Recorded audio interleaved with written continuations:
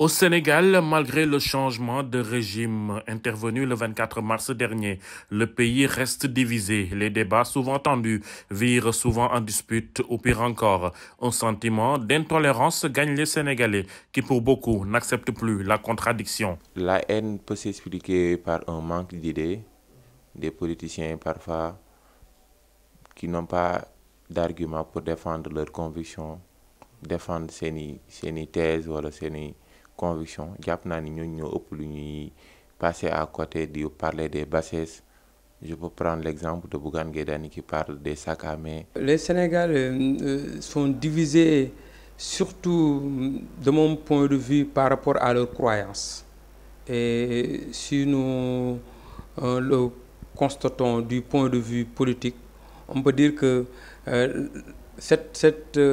ce sentiment d'appartenance à un parti ou à un autre peut être source de division. De l'avis de plusieurs personnes interrogées, cette haine de l'autre, ce manque de tolérance a commencé en 2021 avec la montée en puissance de l'opposant d'alors Ousmane Sonko, accusé de viol. Une étape qui a durement éprouvé le pays en le laissant divisé en deux, ceux des sympathisants de Ousmane Sonko et ceux qui défendaient la thèse de sa culpabilité. Li ko gën a waral bokk na ci l'événement de Sonko. Ça a commencé en mars 2021 avec les accusations portées contre Ousmane Sonko.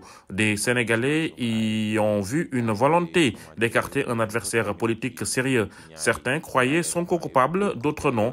Et c'est là qu'a commencé la division. Yenn Sénégalais ne deful loolu moo gënoon indi fissure bi au niveau de la population. Malheureusement aussi, cette division se sent aussi dans le cadre religieux de mon point de vue.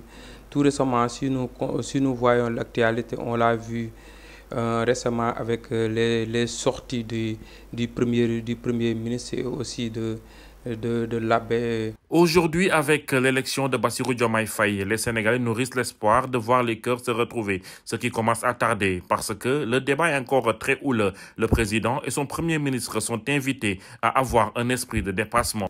On a un président qui vient d'être fraîchement élu avec un pourcentage de 54%. C'est assez énorme, donc il a largement la latitude de rassembler le peuple et aussi pacifier la scène politique. De mon point de vue, il faut retourner à la source. Ça, c'est ma croyance profonde.